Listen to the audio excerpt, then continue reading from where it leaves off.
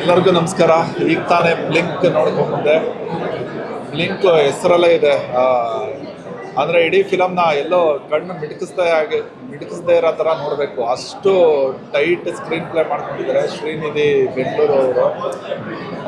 Lucy ಆದಮೇಲೆ ಒಂಥರ ಆ ಥರದ್ದೊಂದು ತುಂಬ complex at same time engaging ಆದ ಸ್ಕ್ರೀನ್ ಪ್ಲೇ ಮಾಡಿರೋದ್ರಲ್ಲಿ ಶ್ರೀನಿಧಿ ಅವರು ತುಂಬ ಎಫಿಷಿಯೆಂಟಾಗಿ ಮಾಡಿದ್ದಾರೆ ಅಂತ ಹೇಳ್ಬೋದು.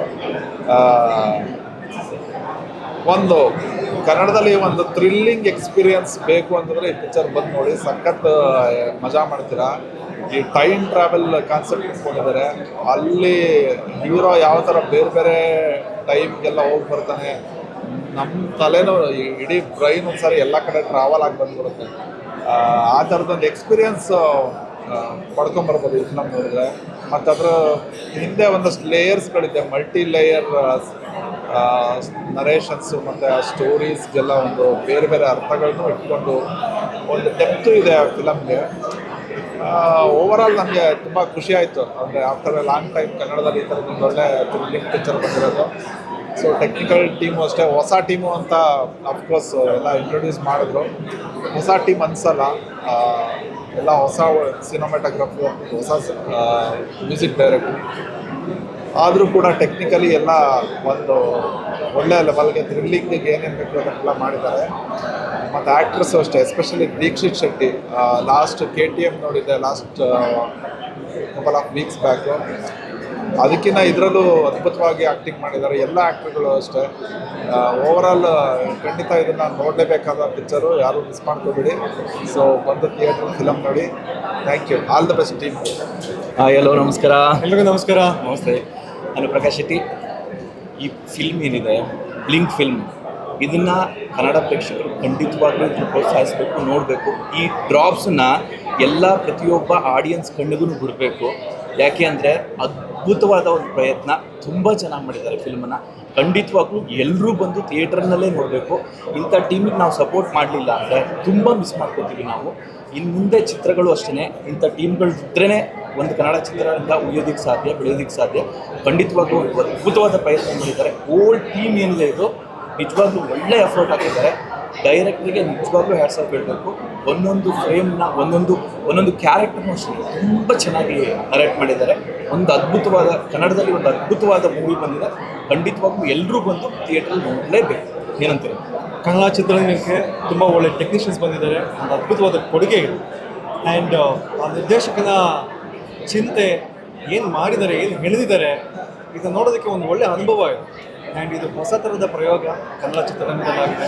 ಆ್ಯಂಡ್ ಇದು ಒಂದು ಒಳ್ಳೆಯ ಬೆಳವಣಿಗೆ ಅಂತ ನಾವು ಕನ್ಸಿಡರ್ ಮಾಡ್ಬೋದು. ಆ್ಯಂಡ್ ಒಳ್ಳೆ ಭರವಸೆನ ಮೂಡಿಸುತ್ತೆ. ಆ್ಯಂಡ್ ಇಡೀ ತಂಡ ಅಷ್ಟು ಪ್ಯಾಷನೆಟಾಗಿ, I think right from the promotion time ಇಲ್ಲಿವರೆಗೂ ಏನೇನೆಲ್ಲ ಮಾಡಿದರೆ ಎಲ್ಲ ವಿಚಾರಗಳನ್ನ ನಾವು ಫಾಲೋ ಮಾಡ್ತಾ ಬಂದಿದ್ದೀವಿ. ಆ್ಯಂಡ್ ಅದಕ್ಕೆ ಬೆನ್ನೆಲುಬಾಗಿ ನಿಂತಿರುವಂಥ ಪ್ರೊಡ್ಯೂಸರ್ ಆಗಿರ್ಬೋದು, ಅಂದ ಸಹಾಯಕರಾಗಿರ್ಬೋದು, ಆ್ಯಂಡ್ ಎಲ್ಲರಿಗೂ ಒಂದು ದೀರ್ಘದಂಡ ನಮಸ್ಕಾರ ಹೇಳಬೇಕು.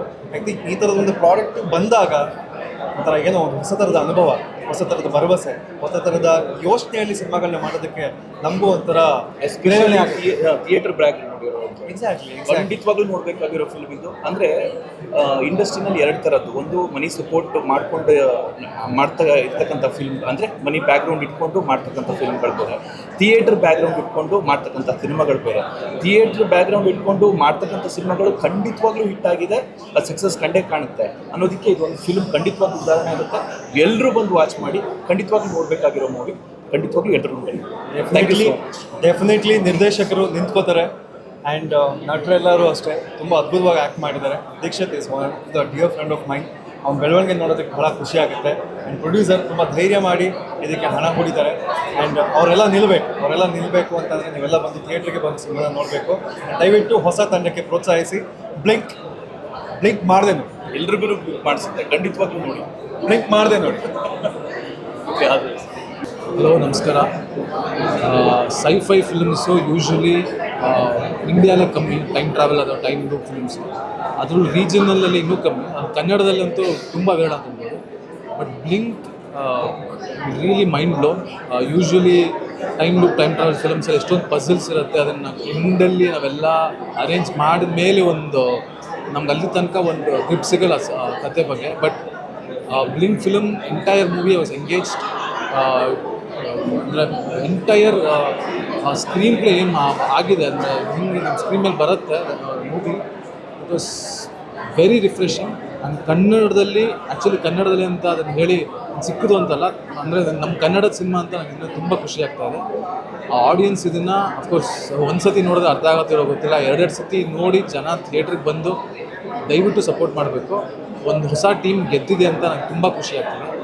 ಇದ್ರಲ್ಲಿ ಮಾಡಿರೋ ದೀಕ್ಷಿತ್ ಆಗಲಿ, ದೇಶಪಾಂಡೆ ಸರ್ ಆಗಿರಲಿ, ಅರಿವು ರೋಲ್ ಮಾಡಿದವರಾಗಲಿ, ಚೈತ್ರಾಚಾರ್ ಅವರಾಗಲಿ, everybody very convincing and extremely. ಇನ್ನೊಂದು ನಾನು ಹೇಳಲೇಬೇಕಾಗಿರೋದು ನಮ್ಮ ಈ ಸಿನಿಮಾದ director. I think is done a amazing job and I wish all the best for the entire. Thank you.